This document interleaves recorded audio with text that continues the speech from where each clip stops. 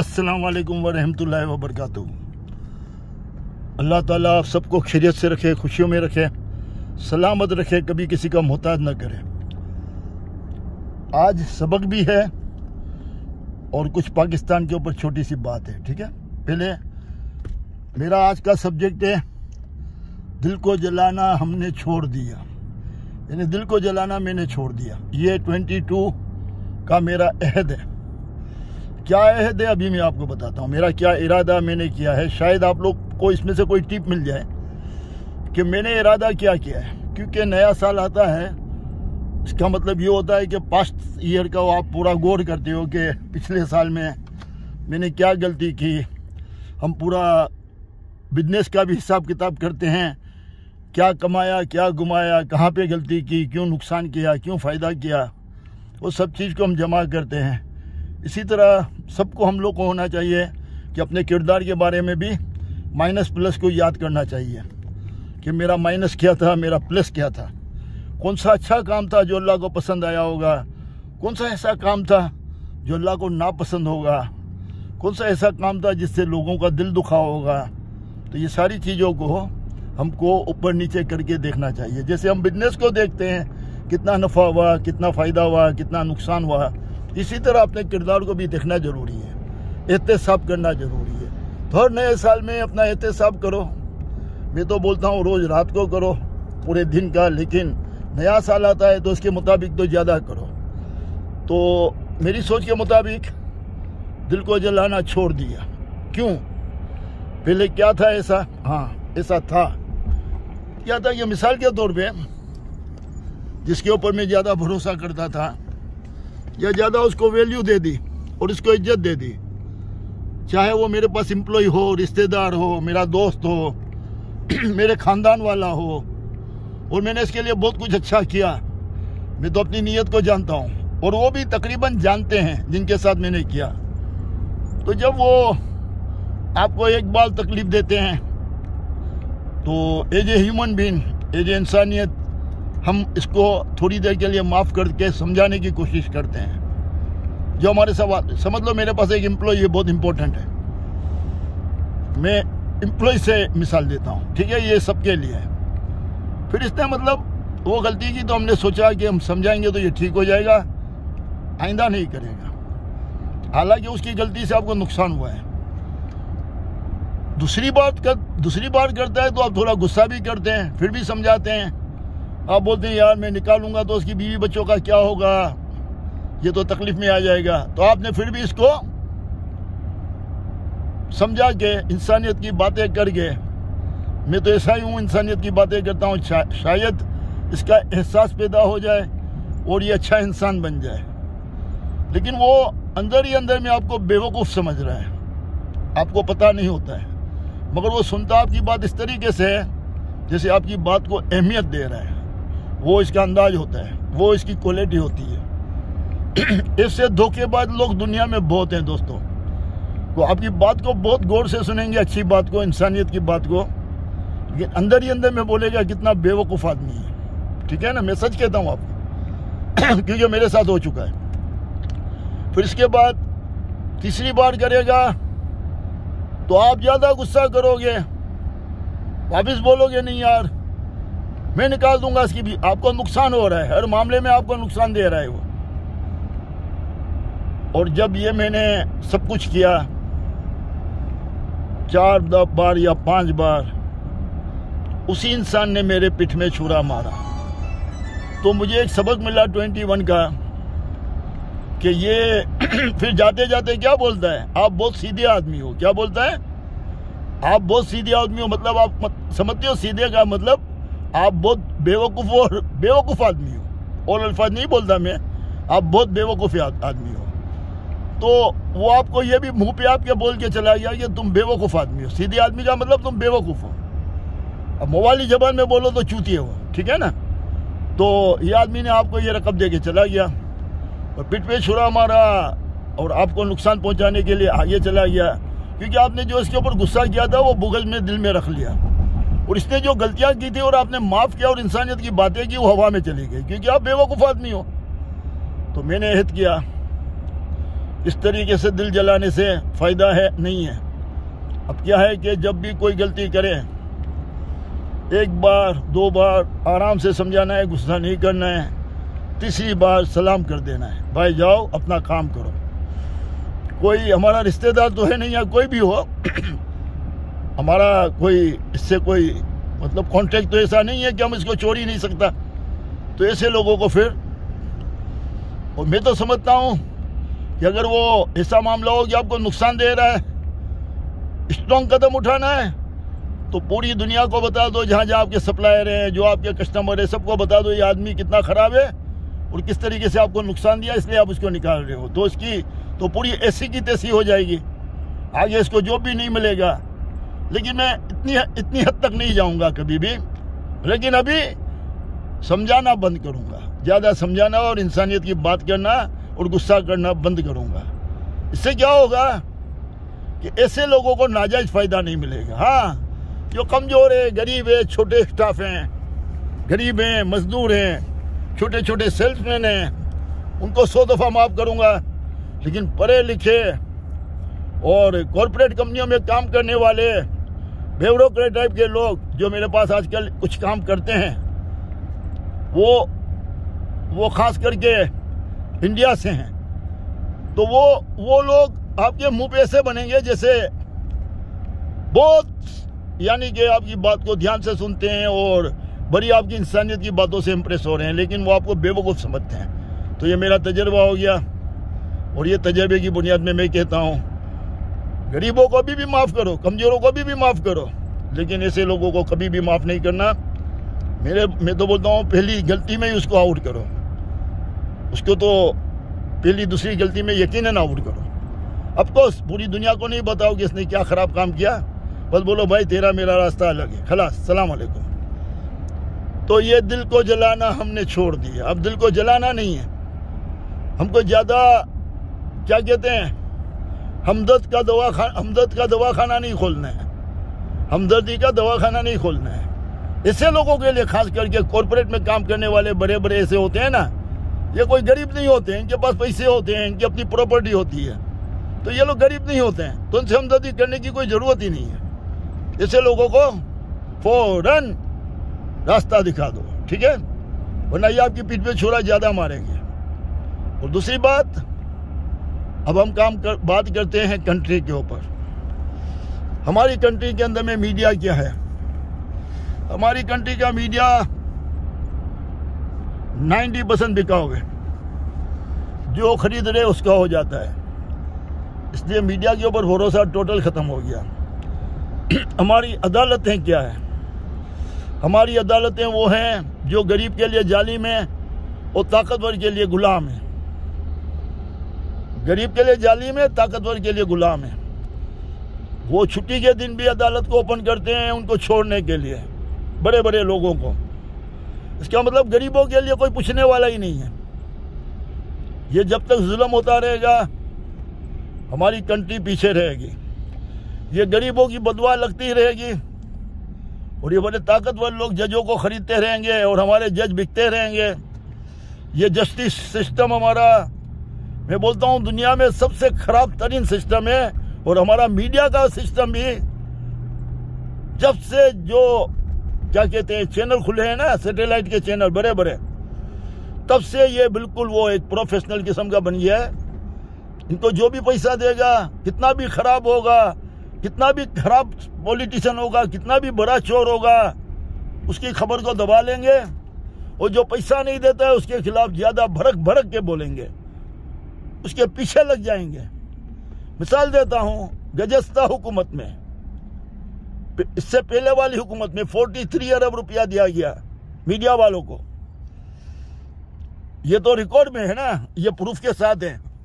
और अभी जो है वो 2.5 अरब या 3 अरब रुपया दिया है 3.5 साल में, 3.25 साल में। तो अब बताओ अभी वाले की वो तारीफ करेंगे या बुराई करेंगे?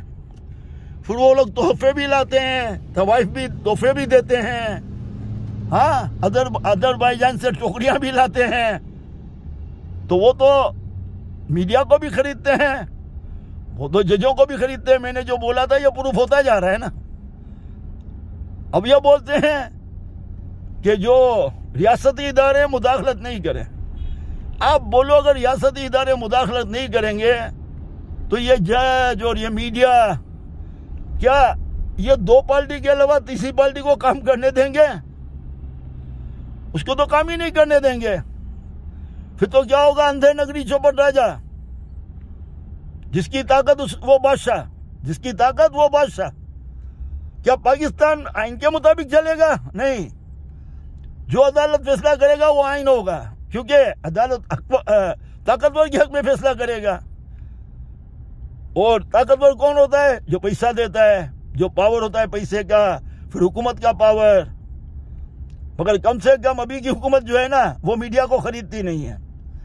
अगर इसको मीडिया को खरीदना होता तो इसको कौन सा अपनी जेब से देना है? पीटीआई वालों को इनको भी मतलब गवर्नमेंट के खजाने से खर्च करना है। वो 43 अरब की जगह पे आज 55 अरब खर्च कर लेते, क्योंकि अभी रुपया सस्ता हो चुका है, महंगाई बढ़ चुकी है। लेकिन इन्होंने ऐसा नहीं किया, तो ये प्रूफ हो गया कि इन लोगों से ये बहुत अच्छे हैं इस मामले में। देखो, पहले की दो पार्टियां बहुत हुकूमत करके गई है, तो क्या आप बिलावर मरियम को अपना आइंदा का लीडर मानते हो? क्या हुकूमत इनको दोगे?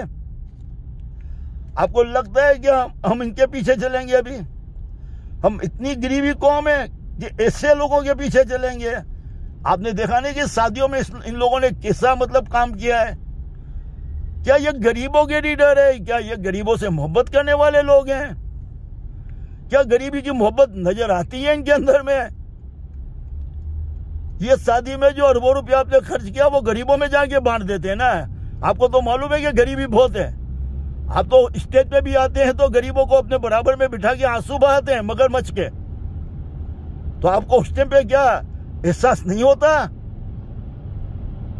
जब इतना खर्चा कर रहे हो? अरे भाई, सियासी लीडर होता है ना, मुल्क के जो सियासी लीडर होते हैं वो रोल मॉडल होते हैं, रोल मॉडल। अवाम उनको देखती है।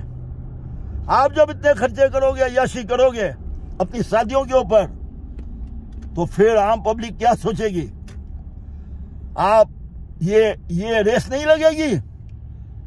बड़े बड़े पैसे वाले बोलेंगे मरियम नवाज ने इतना खर्चा किया अपने बच्चे की शादी पे, ऐसे ऐसे ड्रेस पहने। तो बड़ी बड़ी बेगम बोलेंगी मुझे भी इससे भी अच्छे ड्रेस चाहिए अपने बच्चे की शादी में। ये रेस नहीं लगेगी। आप देखो साकिब निसार जो हमारा चीफ जस्टिस था, उसने अपनी दावत में कितना आलीशान दावत की थी। आप देखो हामिद मील, इसने अपने बच्चे की दावत कितनी आलीशान की थी। ये तो एक सहाफी है, वो तो एक जज था। तो इन लोगों ने हराम की दौलत बहुत बनाई है। तो जजों में, सहाफियों में और सियासतदानों में क्या फर्क है? सियासतदान जजों को और सहाफियों को खरीदते हैं, मगर अभी की हुकूमत न सहाफी को खरीदती है न जजों को खरीदती है। कोई रिकॉर्ड नहीं है इनका। ये ना किसी और यार इलेक्शन तो ये कि इलेक्शन कमिश्नर को भी खरीद लेते हैं। ये अभी ताजा मिसालें बहुत हैं। अभी पार्ट टाइम में जितना भी काम हुआ है, इलेक्शन कमिश्नर ने जो भी फैसले दिए हैं आप उठा के देख लो। जैसे वो पीटीआई का दुश्मन है, जैसे अभी की हुकूमत का कट्टर दुश्मन है, और उनके लिए बिल्कुल नरम गोसा रखा हुआ है, वो पहले वाली पार्टियों के लिए। तो आपको नजर नहीं आता है कि इलेक्शन कमिश्नर को भी खरीद लेते हैं। जो बिक जाता है उसकी तारीफ करते हैं, बोलते हैं वो हमारा बंदा है। जो नहीं बिकता है वो भी नहीं बिकता। क्यों? कि रियासती इदारे उनको रोक लेते हैं। अगर जजों में है, अगर जजों में कोई बिका नहीं तो ये शोर पता क्यों मचाते हैं कि रियासती इदारों ने उनको रोका कि बिकना नहीं, हक और सच का फैसला देना। और इनके खिलाफ जब सच्चा फैसला आता है और जज गन पॉइंट पे देता है सच्चा फैसला, ईमानदारी से नहीं देता। क्यों? कि रियासती इदारे बोलते हैं कि ये इतना बड़ा चोर है, इसके इतने बड़े बड़े प्रूफ हैं, फिर भी तुम सजा क्यों नहीं देते? तो हमारे रियासती इदारों को ये बदनाम करते हैं। आप बताओ, अगर रियासती इदारे मुदाखलत नहीं करेंगे, ये चोर, ये डाकू, आपको लगता है कि आपको आपको चैन से बैठने देंगे? आपको लगता है कि जजों को अपनी चौखट का गुलाम बना के नहीं रखेंगे? आपको लगता नहीं है कि जजों को अपनी रखेल बना के नहीं रखेंगे? आपको लगता नहीं है कि सारी सहाफत को अपनी जेब में रखेंगे? आपको लगता नहीं है सहाफत में से चंद लोग होंगे जो आवाज उठाने वाले होंगे? भाई बड़े बड़े मीडिया हाउस हैं ना, सब इनकी गुलाम होंगे। बड़े बड़े मीडिया हाउस इनके गुलाम होंगे और इनके खिलाफ जो बात करने वाला होगा ना, उसको सजाएं देंगे, उसको जेलों में डालेंगे, उनके ऊपर पाबंदी लगाएंगे। इस वक्त कितने चैनल हैं जो हुकूमत के खिलाफ कितनी बकवास करते हैं, खुल के बोलते हैं, कहते हैं मीडिया आजाद नहीं है। इतना खुला इनके खिलाफ बोलते हैं हुकूमत के, फिर भी बोलते हैं मीडिया आजाद नहीं है। आप सोचो यार, अब इंडिया को देख लो, इंडिया के अंदर में मीडिया को देखो, मोदी के खिलाफ क्या इतना बोलते हैं? नहीं यार, इतना नहीं बोलते जितना ये बोलते हैं, बहुत ज्यादा बोलते हैं। सिर्फ और सिर्फ इनको हुकूमत की टांगे खींचते हैं, उसके अच्छे काम की कोई तारीफ नहीं करते। इंडिया में चैनल मोदी के अच्छे कामों की बहुत तारीफ करते हैं। मैंने आज तक ये जितने भी बड़े मीडिया हाउस हैं 5-6, वो लोगों ने कभी भी तारीफ नहीं की हुकूमत के अच्छे कामों की। छोटी से छोटी कमजोरी मिलती है तो सब बैठ जाते हैं और पीएम उसके पीटीआई के कमजोर आदमी को बुलाते हैं, कमजोर आदमी को, और उसके सामने अपोजिशन की बड़े आदमी को बुला लेते हैं जो ताकतवर होता है, जो बोलना जानता है। फिर वो लोग मजाक उड़ाते हैं ये हुकूमत की, इसके ऊपर तनकीद करते हैं छोटी छोटी बातों के ऊपर। लेकिन अपोजिशन की बड़े बड़े ब्लेंडर होते हैं, गलतियां होती है, उसको नहीं लेके आते हैं ये बात करने के लिए। तो ये चीज है हमारी, जब वो लाने की कोशिश करता है कोई बैठ के, ये हुकूमत का आदमी कोई भी गरीब जाता है तो उससे गुस्सा करके झगड़ा कर लेते हैं। मैंने अभी रिसेंटली देखा था दुनिया टीवी पे। तो ये लोग बहुत ही आगे जा चुके हैं। पाकिस्तान में लाकानूनियत बढ़ती जा रही है, दौलत के बलबूते पे और ताकत के बलबूते पे। यकीन मानो लंदन में जो पावर हाउस है, मैं तो वो बोले थे इसको सजा देने वाले माफिया, मैं बोलता हूं माफिया नहीं भाई, ग्रेट माफिया। बहुत खतरनाक किस्म के ये लोग हैं, खतरनाक किस्म के लोग हैं। ये मुल्क को अपने बाप का समझ लिया है, कहते हैं कि बस हम ताकत के बलबूते पे हम हासिल करके रहेंगे। और अभी जो बैठा हुआ है वो बिल्कुल एक कमजोर आदमी है इनकी नजर में, इसको उड़ा के हम वापिस आएंगे। अभी भी वो ख्वाब देख रहे हैं। तो मैं बोलता हूं कि ये तीनों के फर्क को समझो। आगे भी मैं कल बताऊंगा कि तीनों का फर्क क्या क्या है। यकीन मानो बहुत फर्क है तीनों में, बहुत ज्यादा फर्क है यार, बहुत ज्यादा फर्क है। आंखें खोल के देखो तो आपकी समझ में आ जाएगा। जब वो दौरे पे जाते थे तो 10-10 लाख डॉलर का खर्चा करते थे। जब अभी ये हुकूमत का सरबराह दौरे पे जाता है तो 2.5 लाख 3 लाख का खर्चा। उन्होंने कैंप हाउस बनाए अपने घरों को, उसके ऊपर करोड़ों अरबों रुपयों का खर्चा किया। इसने अपने घर को भी कैंप हाउस नहीं बनाया और प्राइम मिनिस्टर हाउस का खर्चा भी कम किया। तो भी ये खराब है, तो भी ये चोर है। ये लोग बोलते हैं ये अपने लोगों को नवाजता है। अगर ये अपने लोगों को नवाजने वाला होता तो क्या अपने लोगों से इसके ताल्लुकात खराब होते? क्या जहांगीर तरीन से ताल्लुकात खराब होते? क्या अलीम खान से ताल्लुकात खराब होते? ईमानदारी से बताओ। खराब ताल्लुकात होते तो कहते हैं वहां पे भी तालियां बजाते हैं ये लोग, वहां पे भी इस हुकूमत को गालियां देते हैं। सोचो यार किस जहनियत के लोग हैं। मैं एक बात बताऊं, ये तीन पार्टी में क्या फर्क है? बहुत बड़ा फर्क। एक फर्क है, एक सिंध की तासुब के ऊपर भी वोट लेने वाला, एक फर्क है दूसरा पंजाब के तासुब के ऊपर वोट लेने वाला। पंजाब के तासुब में अंधे लोग हैं ना, आंखें बंद करके उसको वोट देते हैं, चाहे वो कुछ भी करे। वो कहते हैं खाता भी है तो हमको खिलाता भी है। ये जहन बना दिया है उन लोगों का। यकीन मानो पंजाब के लोगों को जो बहुत कम पढ़े लिखे हैं उसके अंदर में तो उन्होंने उनको खरीद लिया है, अपना गुलाम बना लिया है तासुब की बुनियाद पे। ये जियाउल हक हमको तोहफे दे के गया था, तो एक पंजाब का तासुब पैदा करके गया था। एक कराची का तासुब पैदा करके गया था, उर्दू स्पीकिंग का मुहाजिर बना के, और एक सिंधियों का तासुब पैदा हो गया है। तो एक पठानों का तासुब है ANP, और एक बलूचिस्तान का तासुब है, और एक मजहबी तासुब है।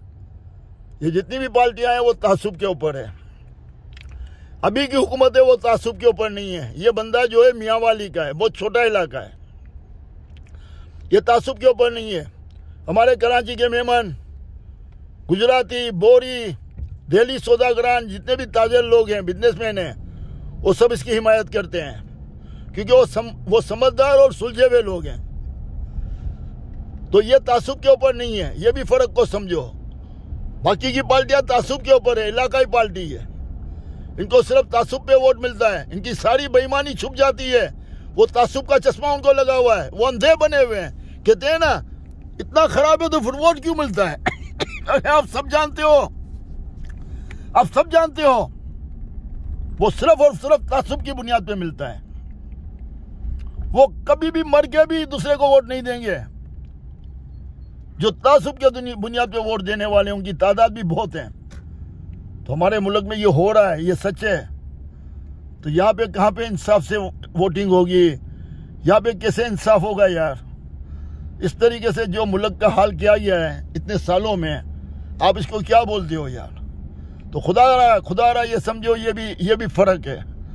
जब ये अपने खर्चे कम किए तो उन्होंने खर्चे ज्यादा किए। अभी रोड बनाया इन्होंने, उसके मुकाबले में ज्यादा रोड भी बनाए और सस्ते भी बनाए, काफी सस्ते, उससे आधी कीमत में बनाए। अच्छा, वो 2013 में अभी भी मतलब सस्ता ही थी। ये अभी महंगाई के दौर में भी, जब रुपया आपका बहुत नीचे जा चुका है, ये महंगाई के दौर में भी इन्होंने सस्ते रोड बनाए। क्या आपको ये फर्क नजर नहीं आता है? क्या आपको ये फर्क नजर नहीं आता है कि अभी का जो सरबराह है वो अपने प्राइवेट दौरों पे नहीं जाता है? वो लोग अपने प्राइवेट दौरों पे कितने गए? 25 बार वो हो गया पंजाब वाला, 40 बार सिंध वाला गया। आप बताओ क्या है ये? इसको क्या कहोगे? कहाँ किस सूरत में इनको सही कहोगे यार? इतना फर्क नजर नहीं आता है। मैं खास करके पंजाब वालों को बोलता हूँ, सिंध वालों को बोलता हूँ, अल्लाह के वास्ते तासुब के चश्मे को उतारो, अब इनसे जान छुड़ाओ, अब वक्त आ गया है। और पाकिस्तान, मैं बोलता हूँ अभी की जो हुकूमत है इसमें भी बहुत कमजोरियां हैं। कराची वालों ने इतना वोट दिया, कराची की तरफ इतना तवज्जो नहीं दिया इन्होंने, और भी बहुत कमजोरियां हैं आज की हुकूमत में। लेकिन ये 3 के अलावा चौथी चॉइस नहीं है हमारे पास। अगर ये 3 का मुकाबला किया जाए तो ये इनके मुकाबले में बेहतर है। मैं ये नहीं बोलता हूँ कि 100% सही है, मेरा कहने का मतलब ये है कि 100% सही नहीं है, फिर भी उनसे बेहतर है। इसलिए अल्लाह के वास्ते जो बेहतर है इसकी तरफ आओ, इसको 1/3 पावर दे दो, और बेहतर काम करेगा। अभी जो कमजोरी रह गई है ना ये दौर में, अगर 1/3 पावर मिल जाएगा, इसकी पार्लियामेंट में अक्सरियत होगी, सेनेट में अक्सरियत होगी, तो फिर ये देखो किससे मतलब तरक्की देता है, बहुत बेहतर काम करेगा। मेरी बात के ऊपर भरोसा करो, इंशाअल्लाह ताला पाकिस्तान तरक्की करेगा। अल्लाह ताला आप लोग को खुश रखे, तासुब से पाक होके अपने फायदे से ऊपर उठ के पाकिस्तान के लिए सोचो, अपने फायदे से ऊपर उठ के पाकिस्तान के लिए सोचो, अपने फायदे से ऊपर उठ के पाकिस्तान के लिए सोचो। अस्सलाम वालेकुम व रहमतुल्लाहि व बरकातहू।